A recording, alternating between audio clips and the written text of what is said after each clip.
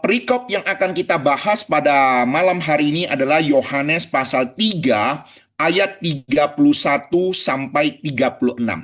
Ya, jadi ini merupakan perikop yang terakhir di dalam Yohanes pasal 3. Ya, kita akan melihat di dalam Yohanes pasal 3 ayat 31 sampai 36. Namun saya membutuhkan untuk membaca dari ayat 30 terlebih dahulu supaya kita minimal ada gambaran sedikit tentang akhir daripada perikop firman Tuhan yang kita renungkan pada minggu yang lalu, ya, di mana Yohanes Pembaptis mengatakan, "Ia harus makin besar, tetapi aku harus makin kecil." Yesus Kristus harus makin besar, tetapi aku harus makin kecil. Nah, kita akan lanjutkan ayat 31 sampai 36. Ada 6 ayat yang bagus, yang penting untuk memberkati kita. Perhatikan. Siapa yang datang dari atas adalah di atas semuanya. Siapa yang berasal dari bumi, termasuk pada bumi dan berkata-kata dalam bahasa bumi, siapa yang datang dari surga adalah di atas semuanya. Ia memberikan kesaksian tentang apa yang dilihatnya. Ia di sana Yesus Kristus. Ya, Yesus Kristus memberi kesaksian tentang apa yang dilihatnya dan yang didengarnya. Tetapi tak seorang pun yang menerima kesaksiannya itu. Siapa yang menerima kesaksiannya itu, ia mengaku bahwa Allah adalah benar. Sebab siapa yang diutus Allah, dialah yang menyampaikan firman Allah. Karena Allah mengaruniakan rohnya dengan tidak terbatas. Bapa mengasihi anak dan telah menyerahkan segala sesuatu kepadanya. Barang siapa percaya kepada anak, ia beroleh hidup yang kekal. Tetapi barang siapa tidak taat kepada anak, ia tidak akan melihat hidup, melainkan murka Allah tetap ada padanya. Nah, perhatikan kata tetap di sana. Nanti ini satu kata yang sangat-sangat penting. Ya, kata yang sangat penting untuk memberitahu kepada kita, menyingkapkan sebuah kebenaran yang penting bagi kita. Oke? Nah, sebagai mana biasanya kita akan memulai dengan pertanyaan pemicu. Nah, kita akan melihat mengapa orang yang setia harus menderita. Ini lanjutan daripada pembahasan kita minggu yang lalu, di mana Yohanes Pembaptis setelah menyatakan kesaksian-kesaksian ini, ya kita bisa melihat dia akan dipenjarakan, dan di dalam penjara itulah dia akan dipenggal kepalanya. Oke, sekarang coba kita akan melihat nanti mengapa orang yang setia harus menderita. Bagaimana pemahaman Anda tentang hal ini? Ya, kemudian apa perbedaan penyataan umum dan penyataan khusus? Mengapa hanya penyataan khusus saja yang akan menyelamatkan? Ya, atau mengapa penyataan khusus itu penting untuk keselamatan? Ya, jadi nanti kita akan membahas tentang penyataan umum, tentang penyataan khusus, dan bagaimana keselamatan hanya diperoleh melalui pemahaman kita tentang penyataan khusus. Kemudian yang ketiga, mengapa orang bisa melihat mujizat, namun sekalipun demikian tetap tidak mau percaya? Ya, perhatikan baik-baik. Kenapa waktu zaman Tuhan Yesus mujizat demi mujizat begitu luar biasa, bahkan kebangkitan orang mati pun dilakukan, tetapi tetap saja ada orang tidak mau percaya. Nah, kita akan melihat rahasianya. Hari ini Anda dan saya mungkin tidak melihat mujizat yang spektakuler. Orang mati dibangkitkan. Tidak. Namun kita bisa percaya kepada Tuhan. Ya, ini juga ada sebuah penyingkapan kebenaran bagi kita. Yang kelima, apa yang Anda katakan kepada yang mengaku percaya Yesus tetapi hidupnya tidak berubah? Ya, jadi sebenarnya di dalam pembelajaran kita, tujuan utama kita belajar firman Tuhan, ya selain kita boleh mengenal siapa Tuhan yang kita sembah, kita boleh percaya kepadanya, tetapi juga ada sesuatu hal yang jauh lebih penting, yaitu apa? Ketaatan, ya, sehingga memperbaharui kehidupan kita, sehingga melalui kehidupan kita bisa memuliakan nama Tuhan. Karena untuk itulah tujuan Tuhan menciptakan kita manusia, yaitu apa? Untuk memuliakan Dia, menyenangkan Dia. Ya baik, ini minimal ada 5 pertanyaan ya yang akan kita sama-sama renungkan pada malam hari ini. Sekalipun demikian, nanti kita akan melihat beberapa pertanyaan-pertanyaan lainnya. Misalnya, Bagaimana dengan orang yang mengetahui keselamatan bukan oleh karena baptisan? Lalu mengatakan, aku beriman kepada Tuhan Yesus, namun aku tidak mau dibaptis. Bagaimana kita meresponi pemahaman-pemahaman yang demikian? Ya, ini juga akan dibahas di dalam pemahaman kita pada malam hari ini. Baik, kita akan melihat secara keseluruhan. Kita mulai dengan pendahuluan, konteks dan latar belakang yang ada. Pasal Yohanes pasal 3 adalah salah satu pasal yang paling dikenal dalam Alkitab. Ya, terutama Yohanes 3 ayat 16. Hampir semua orang Kristen bisa menghafalnya. Namun seringkali kita berhenti pada ayat 16 dan tidak melanjutkan hingga ayat 31 sampai 36. Padahal bagian penutup dari percakapan Yohanes Pembaptis ini berisi kesimpulan teologi yang sangat penting tentang siapa Yesus Kristus dan apa arti iman kepadanya bagi kekekalan manusia. Jadi kalau kita melihat di dalam perikop firman Tuhan yang kita renungkan pada malam hari ini adalah sebuah kesimpulan teologi yang sangat penting. Ya, kita selama ini hanya berhenti dalam Yohanes 3 ayat 16. Kita menghafalnya dengan baik. Tetapi sesungguhnya malam hari ini kita akan melihat dengan jelas sekali siapa Yesus Kristus itu, apa otoritas dia, dan apa arti iman kepadanya di dalam kehidupan kekekalan manusia. Ya, nanti kita akan bersama-sama melihatnya. Kita lanjutkan lagi. Yohanes Pembaptis dan pengakuan kerendahan hati. Sebelum teks ini disampaikan, Yohanes Pembaptis telah memberikan kesaksian bahwa Yesus mempelai laki-lakinya, sedangkan dia adalah sahabat mempelai laki-laki. Jadi di sini kita diingatkan kembali pertemuan minggu yang lalu, di mana Yohanes Pembaptis memberitahu kepada murid-muridnya bahwa dia hanya sebagai sahabat mempelai laki-laki dan bukan mempelai laki-laki itu sendiri. Dan yang empunya mempelai perempuan adalah mempelai laki-laki, bukan sahabat mempelai laki-laki. Jadi di sini memberitahu pada kita keberadaan dia, kehadiran dia, tujuan dia datang. Ya, Yohanes berkata dengan kerendahan hati yang luar biasa, ia harus makin besar, tetapi aku harus makin kecil. Setelah pernyataan itu, Yohanes Pembaptis melanjutkan dengan ajaran yang lebih mendalam lagi tentang asal-usul daripada Yesus Kristus, otoritas daripada Yesus Kristus, dan kesaksian daripada Yesus Kristus. Dan inilah yang akan kita pelajari pada malam hari ini. Ya, mari kita mulai dengan ayat 31 tentang kesaksian Yesus Kristus. Nah, setelah Yohanes Pembaptis menyatakan bahwa Kristus harus semakin besar dan semakin kecil, ya, dia mengatakan kalimat selanjutnya, siapa yang datang dari atas adalah di atas semuanya. Siapa yang berasal dari bumi, termasuk pada bumi, dan berkata-kata dalam bahasa bumi, siapa yang datang dari surga adalah di atas semuanya. Nah, coba perhatikan baik-baik. Di sini berbicara tentang dua macam kesaksian. Kesaksian di bumi dan kesaksian di surga. Kalau kita perhatikan di dalam nas firman Tuhan ini, maka kita juga akan melihat siapa yang dimaksud dengan kesaksian yang berasal dari bumi. Dan ya kalau Yesus Kristus sudah tahulah ya kesaksian yang daripada surga. Nah, kalau kita memperhatikan hal ini, maka kita juga bisa mengerti Allah mengutus Yohanes bukan untuk menjadi pusat perhatian, melainkan untuk memperkenalkan Mesias kepada Israel. Dan kalau kita perhatikan, tugas yang diberikan kepada Yohanes Pembaptis itu sudah tunai, ya, sudah selesai dilaksanakan. Nah, kita lanjutkan dulu. Di dalam pembahasan satu ayat ini, Yohanes tidak hanya mengatakan bahwa Kristus harus semakin besar dan dirinya semakin kecil, tapi dia juga menjelaskan alasan mengapa Kristus harus lebih besar daripada dirinya. Alasannya bukan karena Yesus lebih populer, memiliki lebih banyak pengikut, atau melakukan lebih banyak mujizat. Alasannya adalah karena asal-usul daripada Kristus itu dan otoritasnya berbeda dengan semua manusia.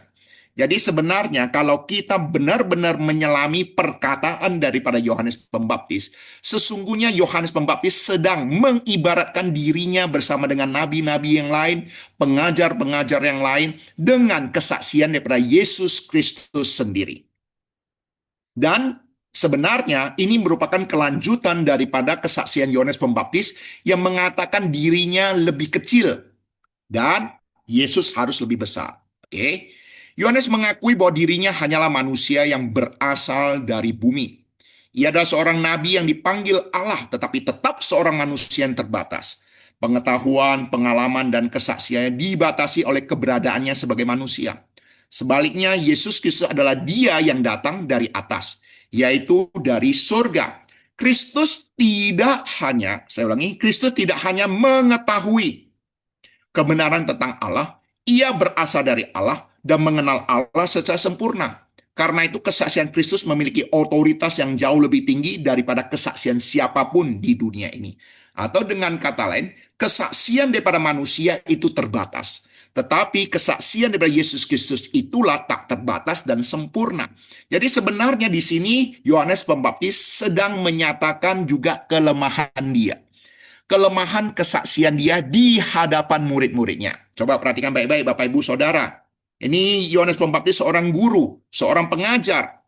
Ketika murid-muridnya membandingkan pelayanan Tuhan Yesus dan Yohanes Pembaptis bukan justru meninggikan diri, justru meninggikan Yesus Kristus. Atau dalam petik yang dianggap murid-murid sebagai saingannya.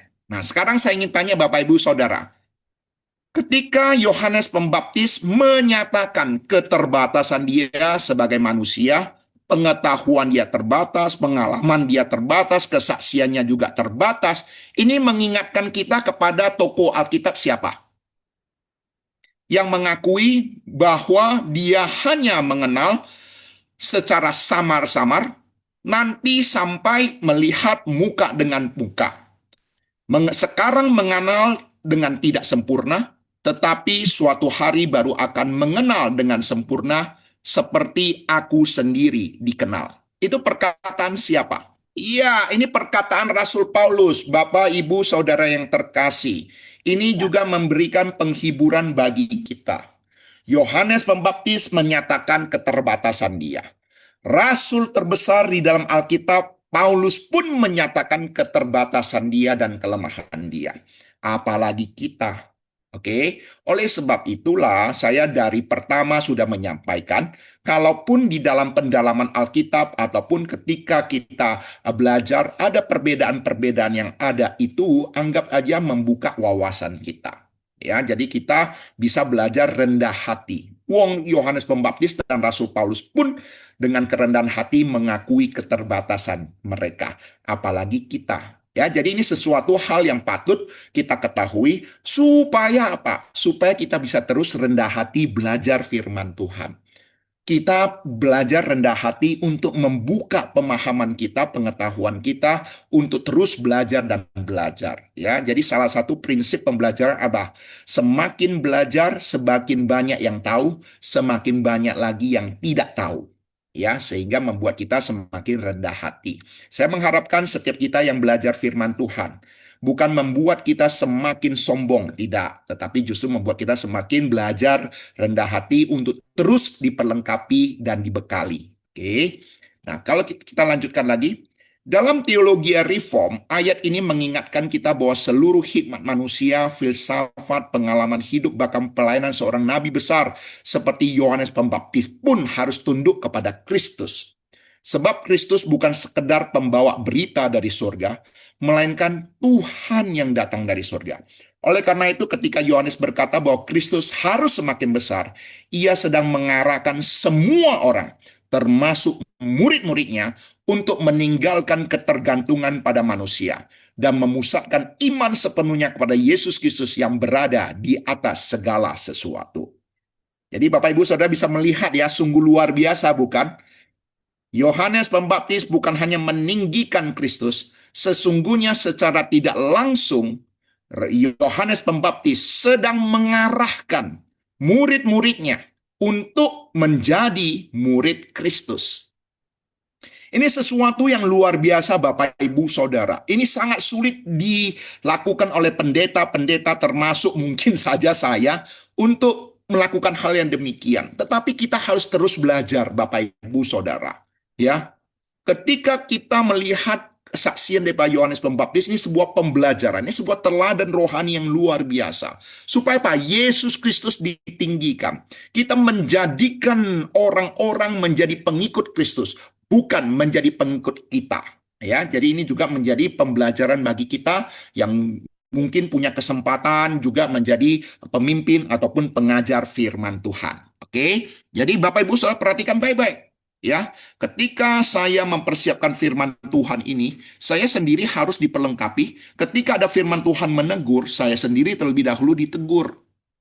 Ya, dan hari ini firman Tuhan juga diarahkan pada setiap kita untuk belajar rendah hati. Hidup kita, pengetahuan kita bukan untuk meninggikan diri kita sendiri, tetapi untuk meninggikan Kristus. Bukan membuat orang menjadi pengikut kita, tetapi membuat orang-orang menjadi pengikut Kristus. Oke. Nah, sebagai kebenaran praktis, seringkali manusia lebih mudah mempercayai pendapat tokoh terkenal, pemimpin agama, ilmuwan, ataupun pengalaman pribadi dari perkataan Kristus. Namun Yohanes mengingatkan bahwa semua suara manusia berasal dari bumi dan terbatas.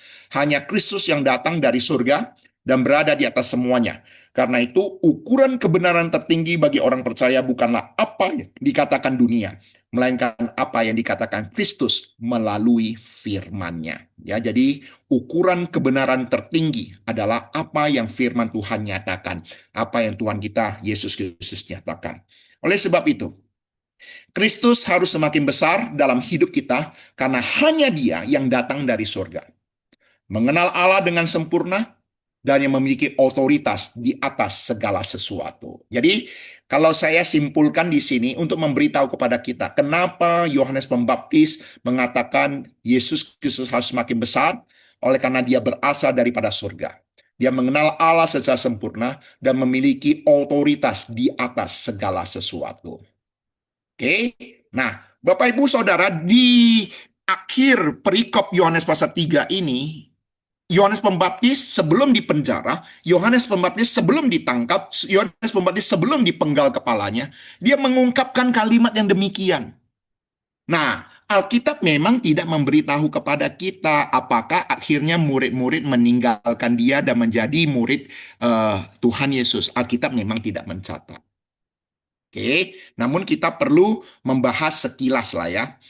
Misi Yohanes Pembaptis telah selesai, telah genap. Ya, minggu yang lalu saya sudah singgung ini, tetapi saya menganggap ini sesuatu yang sangat penting. Ya, setelah Yohanes Pembaptis menyatakan bahwa Kristus harus semakin besar dan ia semakin kecil, sesungguhnya misi hidup Yohanes telah selesai. Allah mengutus Yohanes bukan untuk menjadi pusat perhatian, melainkan untuk memperkenalkan Mesias kepada Israel. Dan ketika tugas itu selesai, tidak lama kemudian Yohanes dipenjarakan dan akhirnya dipenggal kepalanya oleh Herodes. Nah, pertanyaan yang sering muncul adalah mengapa seorang hamba Tuhan yang begitu setia, menggenapi kehendak Allah secara baik dan sempurna, harus mati dengan cara yang begitu tragis dan sadis? Bapak Ibu Saudara, pemikiran dunia sulit menerima hal ini. Dunia sering mengukur keberhasilan dari panjangnya usia, kenyamanan hidup, popularitas, dan banyaknya prestasi dan pencapaian. Benar? Ini satu paradigma yang berbeda. Salah satu pola pikir yang berbeda. Pola pikir kerajaan Allah dan pola pikir dunia ini berbeda sama sekali.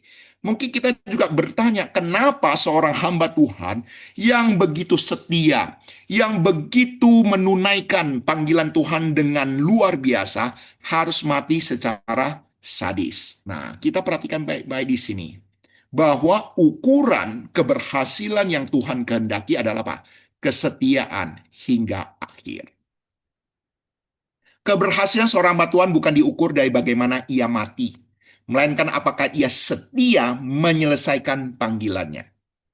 Sama seperti Rasul Paulus berkata di dalam 2 Timotius, aku telah mengakhiri pertandingan yang baik. Aku telah mencapai garis akhir dan aku telah memelihara iman. Jadi Bapak Ibu Saudara dikasih Tuhan, ukuran keberhasilan daripada pelayan-pelayan Tuhan adalah kesetiaan. Masuklah hambaku yang baik dan setia. Bukan hambaku yang berhasil, hambaku yang populer, hambaku yang sukses. Bukan.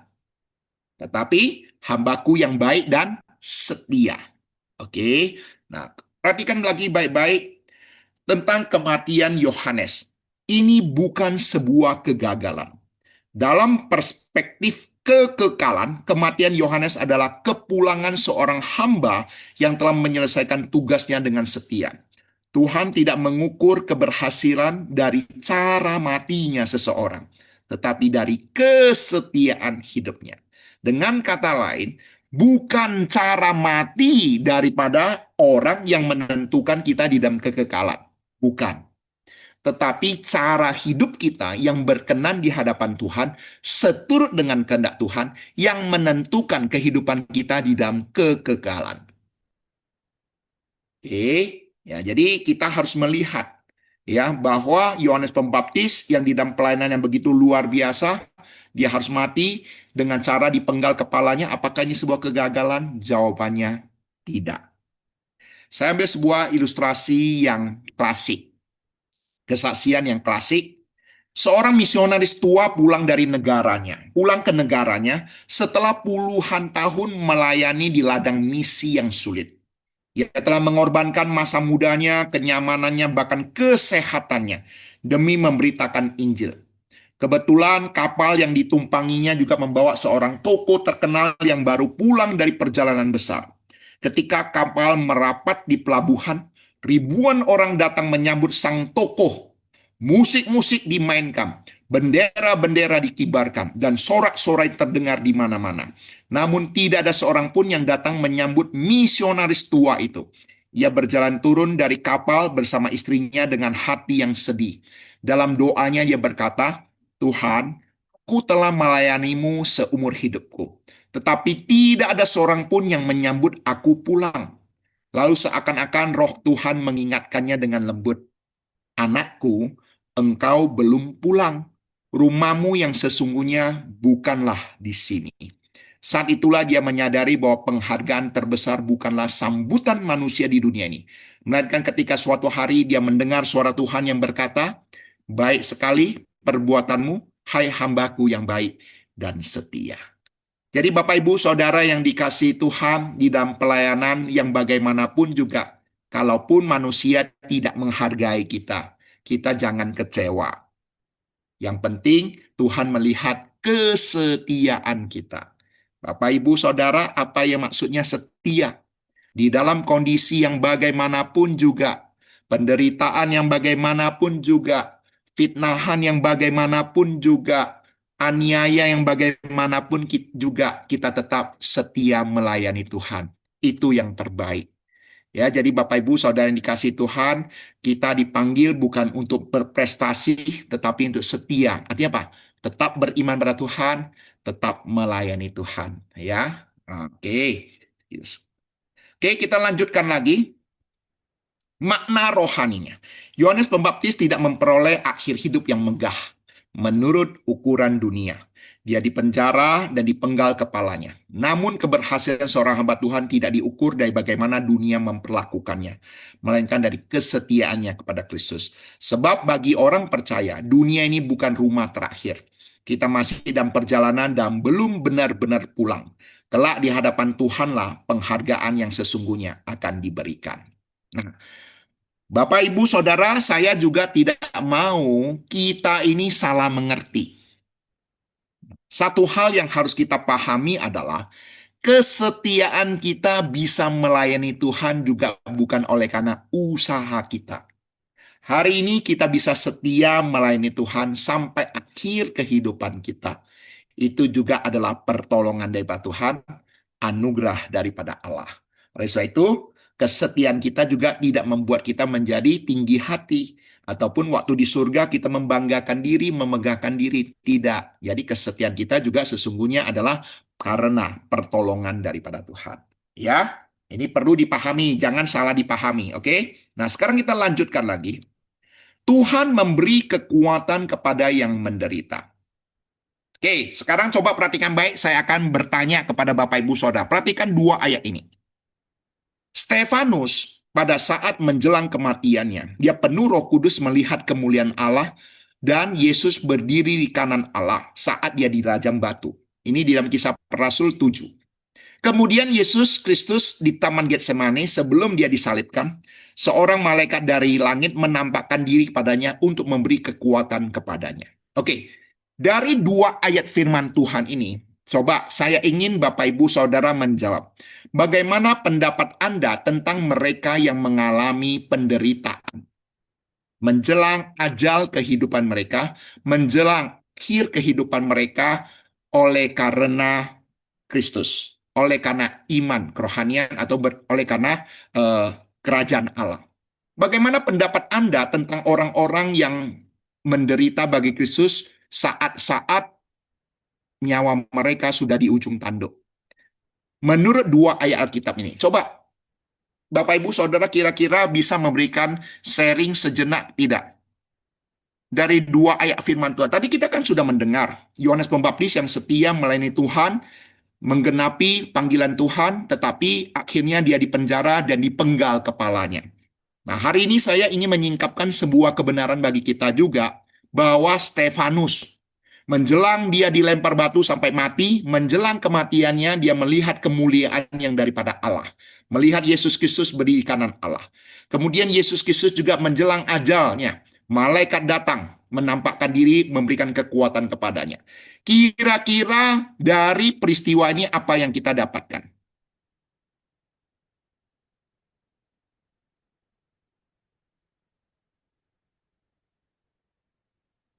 Ada? Ya, ini berbicara tentang kesetiaan, benar. Ini berbicara tentang kesetiaan, benar. Mereka tidak sendiri, Tuhan menyertai mereka. Jadi Bapak Ibu Saudara, benar sekali bahwa orang-orang yang menderita bagi Kristus, menjelang akhir kehidupan dia, mereka tidak sendirian. Sesungguhnya Tuhan punya cara menghibur mereka. Bahkan penghiburan yang daripada Allah melampaui penderitaan mereka menghadapi maut. Bukan tidak mungkin Stefanus ketika dia menjelang akhir kehidupan dia dirajam dengan batu, tetapi melihat kemuliaan yang daripada Allah yang begitu luar biasa, dia sudah lupa batu-batu yang sedang dilempari di tubuhnya. Penderitaan yang dia alami waktu itu mungkin kesukaan bagi dia. Karena dia melihat kemuliaan yang daripada Tuhan sudah di depan matanya. Ini sesuatu yang luar biasa Bapak Ibu Saudara. Mengapa para rasul-rasul mengorbankan nyawa mereka? Mereka tahu mereka tidak sendirian. Mereka tahu penghiburan yang daripada Allah melampaui penderitaan yang sedang mereka alami. Bukan tidak mungkin. Di saat-saat menjelang akhir kehidupan mereka, itulah mereka menyaksikan kemuliaan Tuhan. Sehingga mereka lupa itu penderitaan. Mereka sudah lupa itu namanya sakit. Mereka sudah lupa apa itu namanya penganiayaan dan hinaan. Jadi Bapak Ibu Saudara, jangan melihat penderitaan dan kematian ada sesuatu yang negatif. Bagi para rasul-rasul, pelayan-pelayan Tuhan yang setia menyerahkan akhir kehidupan mereka, sesungguhnya mereka melihat kemuliaan daripada Tuhan. Mereka melihat mereka tidak sendirian. Tuhan memberi kekuatan pada mereka yang menderita. Ya, jadi Bapak Ibu Saudara, di sini ada juga sedikit menyingkapkan kebenaran bagi kita. Kenapa para pelayan-pelayan Tuhan mereka siap mengorbankan nyawa mereka. Oke, kita lanjutkan lagi. Salib yang dipikul bukan dihilangkan. Coba perhatikan baik-baik. Seringkali Tuhan tidak menghilangkan salib yang harus dipikul umatnya. Tetapi ia memberikan kekuatan untuk memikulnya. Karena itu, fokus iman Kristen bukanlah bagaimana saya mati. Tetapi apakah mati dengan tenang, ya, bukan maksudnya bagaimana saya mati, apakah mati dengan tenang di ranjang atau mati sebagai martir. Melainkan bagaimana saya hidup bagi Kristus di sepanjang hari-hari saya. Ya, jadi Bapak Ibu Saudara dikasih Tuhan, salib yang dipikul Tuhan tidak akan menghilangkannya, tetapi Dia akan memberikan kita kekuatan untuk memikulnya. Tuhan tidak akan menghilangkan penderitaan dan pelayanan. Kenapa? Sama seperti keselamatan adalah kasih karunia, menderita dalam pelayanan juga adalah kasih karunia. Jadi, setiap orang yang mau mengikut Kristus harus memikul salib. Orang yang memikul salib, ya artinya harus siap menderita bagi Kristus. Ya, jadi ini prinsip-prinsip inilah yang harus kita pegang, Bapak, Ibu, Saudara. Hari ini, Bapak, Ibu, Saudara mengikuti pendalaman Alkitab ini, sesungguhnya ingin memberikan penghiburan bagi kita, mempersiapkan hati kita. Di dalam pelayanan bukan berarti semuanya baik, bukan berarti semuanya lancar, tetapi ada kesulitan, ada penderitaan, ada air mata, ada sakit, penyakit, ada juga disalah mengerti, tetapi apa yang maksud dengan setia? Ketika di dalam kondisi yang demikian, kita tetap melayani. Dan ingatlah, dalam pelayanan yang sesulit apapun, kita tetap bisa melayani. Kita tetap bisa setia melayani, menunjukkan Tuhan beserta dengan kita. Ya, Bapak, Ibu, Saudara, ini prinsip-prinsip yang harus kita pahami. Selanjutnya, kita melihat di dalam ayat 31 ini ada kontras, ada kesaksian Kristus dan manusia. Kristus datang dari atas, manusia berasal dari bumi, terikat di bumi. Kristus datang dari surga, mengetahui kehendak Allah secara sempurna. Manusia berkata-kata dalam bahasa bumi, pengetahuan terbatas dan tercemar oleh dosa. Jadi Bapak Ibu Saudara yang kasih Tuhan, Tuhan kita Yesus Kristus berasal daripada surga. Dia memberitakan tentang hal kerajaan surga kepada kita yang berada dalam dunia ini. Ya, jadi ini sebuah realita kesaksian dari firman Tuhan. Sedangkan pengajar-pengajar dalam dunia ini hanya mengajar apa yang mereka ketahui di dalam dunia ini, termasuk saya. Ya, Yohanes Calvin, manusia hanya dapat berbicara sejauh yang ia ketahui. Kristus berbicara dari kepenuhan pengetahuan ilahi. Ya, jadi dengan demikian kesaksian Yesus Kristus itu di atas seluruh filsafat, di atas tradisi, di atas pengalaman dan pemikiran manusia. Ya, jadi apa yang dimaksud dengan filsafat? Itu pengajaran yang diperoleh berasal daripada pemikiran manusia, pengalaman manusia yang bersumber daripada manusia, itu namanya filsafat. Ya, ketika dunia menawarkan berbagai macam kebenaran ataupun jalan keselamatan ataupun the way of life, jalan kehidupan, kita harus kembali pada kesaksian Yesus Kristus sebagai satu-satunya kebenaran yang mutlak, yaitu kebenaran yang berasal dari atas, kebenaran yang berasal dari surga, bukan kebenaran yang berasal daripada dunia ini. Ya, jadi itu poin yang pertama, ayat 31. Ya, sekarang kita melihat ayat 32 dan sampai 34. Perhatikan baik-baik. Ia memberi kesaksian tentang apa yang dilihatnya dan yang didengarnya. Tetapi tak seorang pun yang menerima kesaksiannya itu. Siapa yang menerima kesaksiannya itu, ia mengaku bahwa Allah adalah benar. Sebab siapa yang diutus Allah, dialah yang menyampaikan firman Allah. Karena Allah mengaruniakan rohnya dengan tidak terbatas. Nah, perhatikan baik-baik. Di sini ada ungkapan yang mungkin cukup sedih yang diungkapkan oleh Yohanes Pembaptis. Dia yang berasal daripada surga, yang bersaksi tentang hal kerajaan surga, tetapi tidak ada seorang pun yang menerima kesaksiannya. Bukankah ini sesuatu yang tragis? Tetapi tidak berhenti di sana. Siapa yang menerima kesaksiannya, ia mengaku bahwa Allah adalah benar. Ya, namun demikian, sekalipun ada mungkin saja yang tidak mau percaya, tetapi tetap juga ada yang percaya kesaksian itu dan mengaku bahwa Allah ada benar. Sekarang kita kupas, ya kita kupas ayat firman Tuhan ini.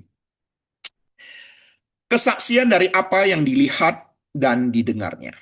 Kristus tidak datang membawa spekulasi atau teori agama. Dia datang membawa kesaksian langsung dari surga. Bapak, Ibu, Saudara, mungkin seringkali ada orang berkata, kamu pernah pergi ke surga ya? Sehingga mengajak orang pergi ke surga, memberitakan tentang surga. Benar, pendeta belum pernah pergi ke surga. Tetapi hari ini saya memberitahu kepada kita semua, Yesus Kristus berasal dari surga. Dan dia memberitahu kepada kita tentang surga. Dan dia memberikan kesaksian hal ini.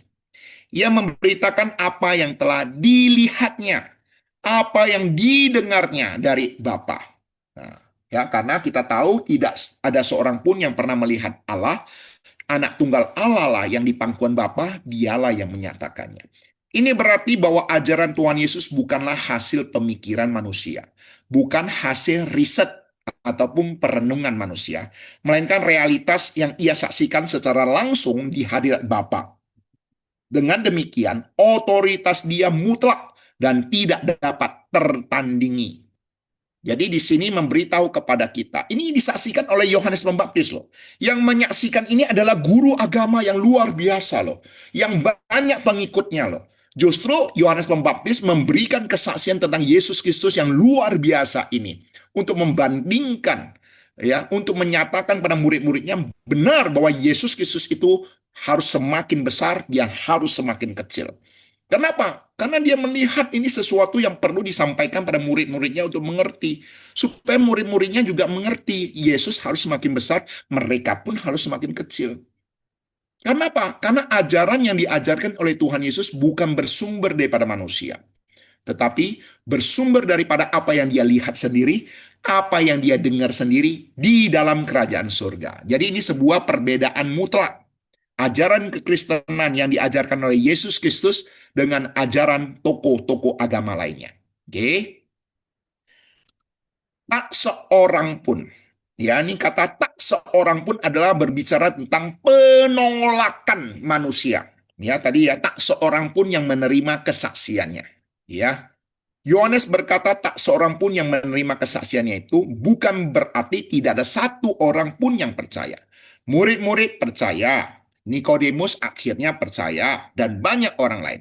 Ungkapan ini adalah sebuah gaya bahasa hiperbola untuk menggambarkan kondisi umum daripada manusia berdosa. Ya, harusnya manusia yang berdosa harusnya tidak ada seorang pun yang menerima kesaksian daripada Yesus Kristus. Ini harusnya terjadi. Secara natur, tabiat alami, manusia pasti akan menolak Allah. Kenapa? Karena dosa. Inilah doktrin total depravity.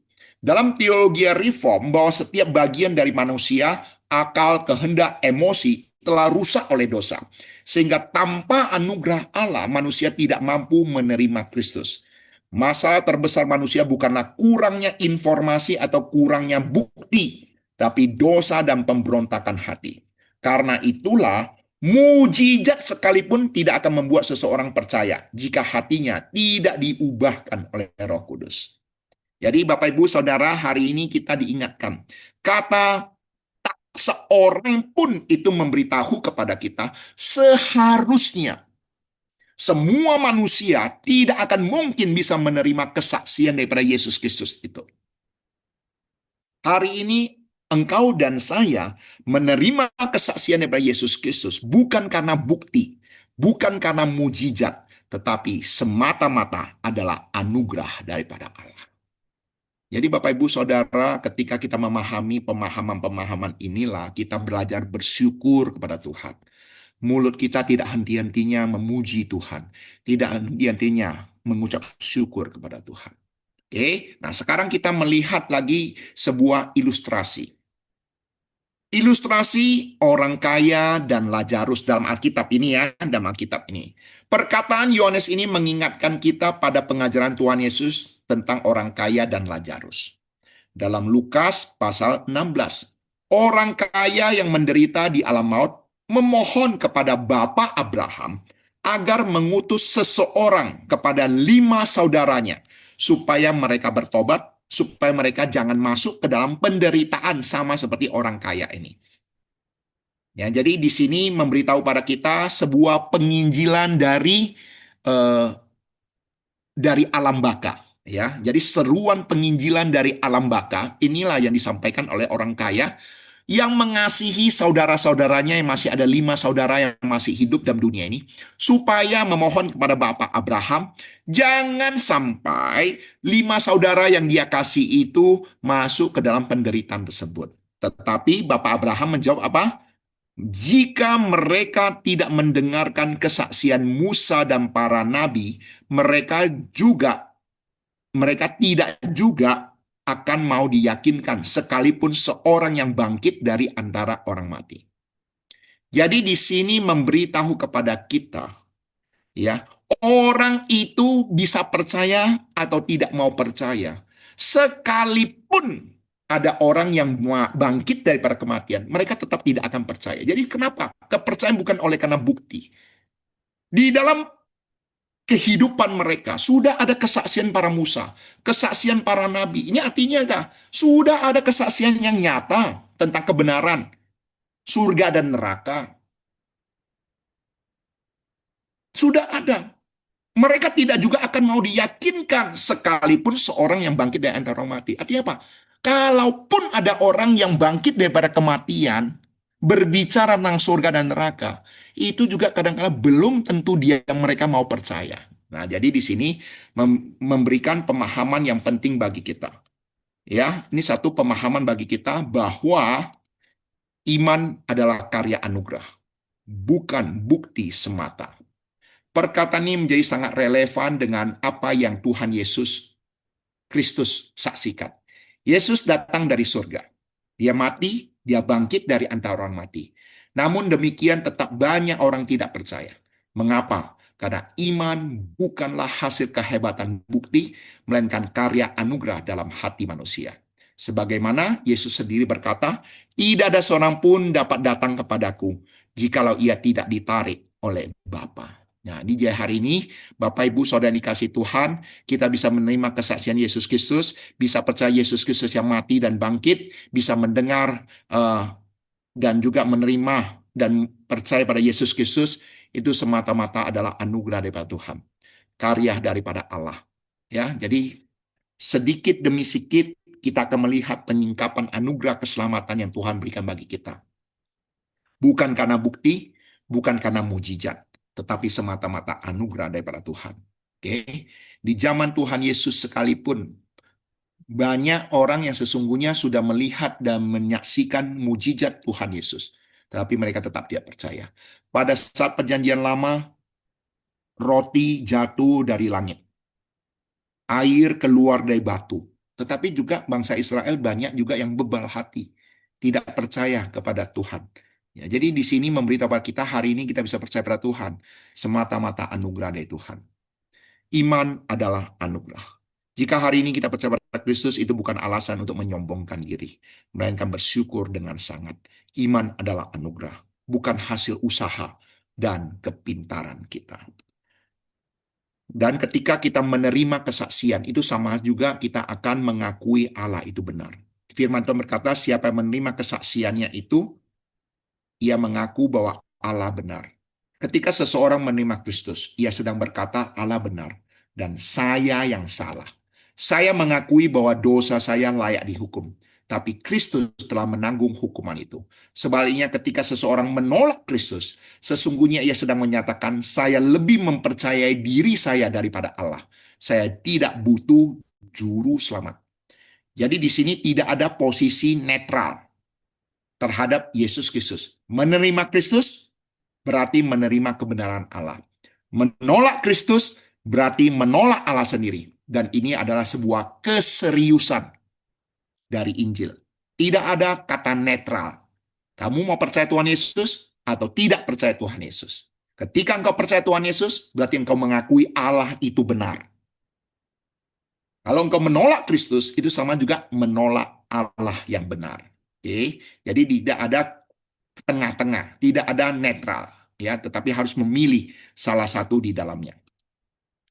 Nah, kalau kita perhatikan juga di dalam kesaksian daripada Yesus Kristus, kita boleh mengenal tentang penyataan umum dan penyataan khusus.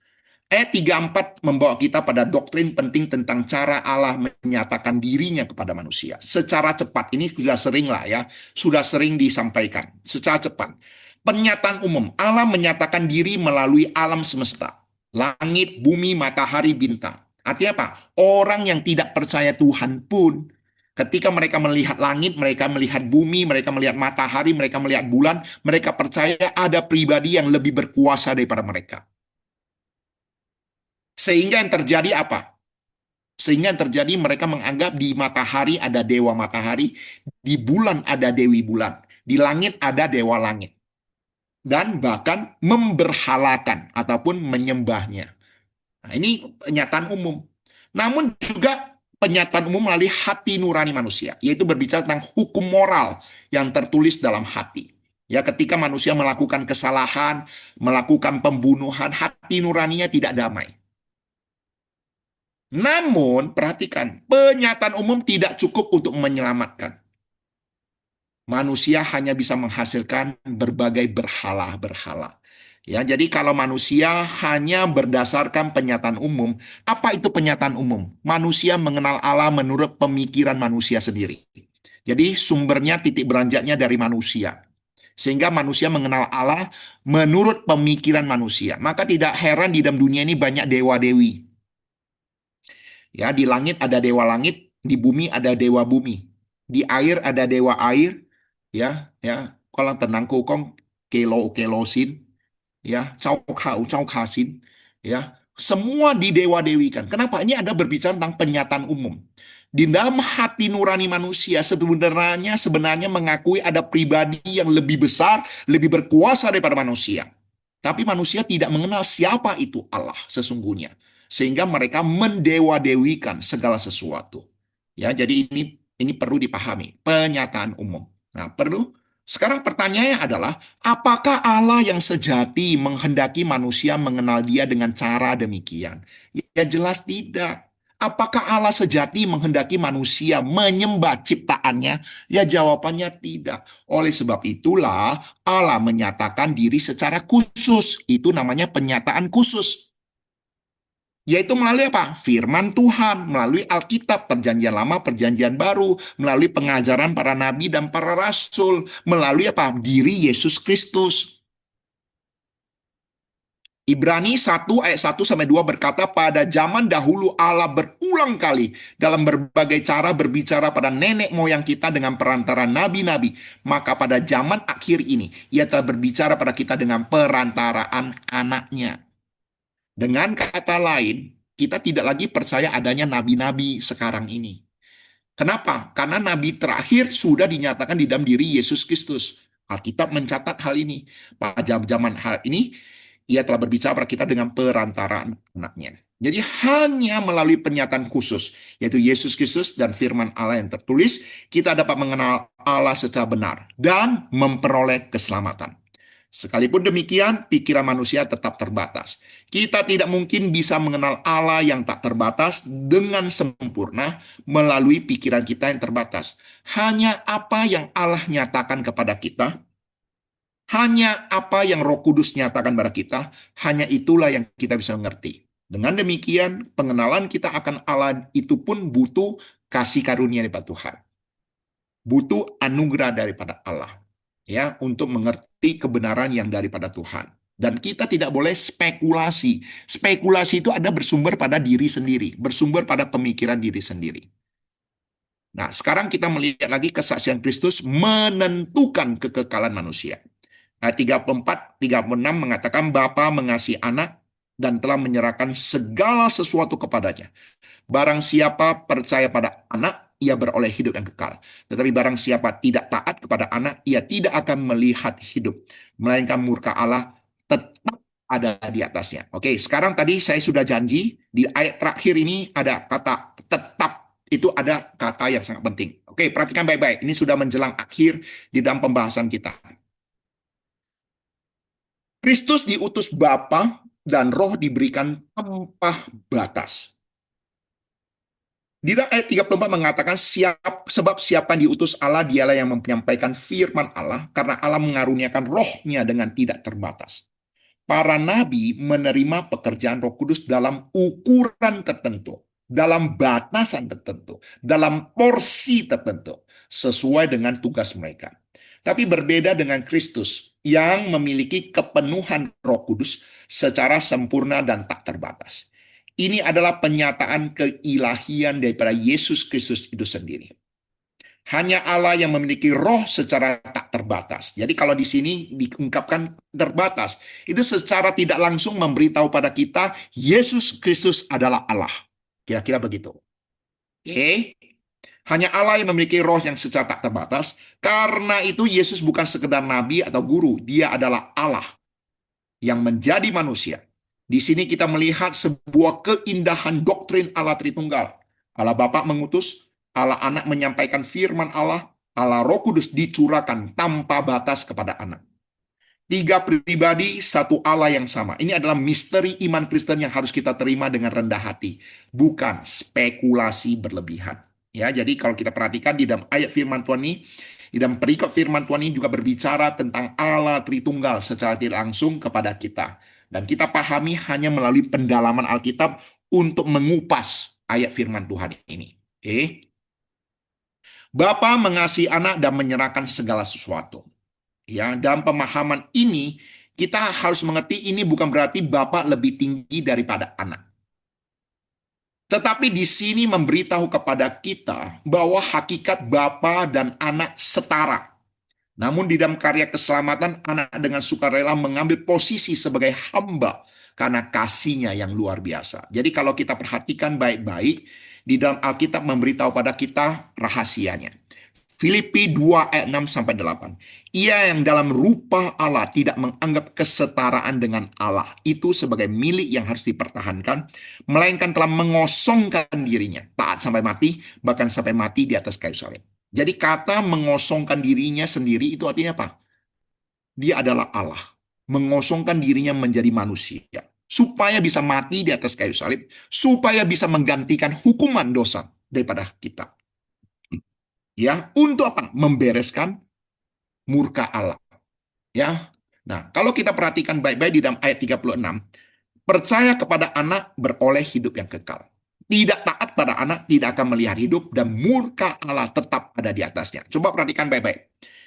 Saya mau coba kita sendiri melihat baik-baik dan menjawab sebuah pertanyaan. Barang siapa percaya kepada anak, ia beroleh hidup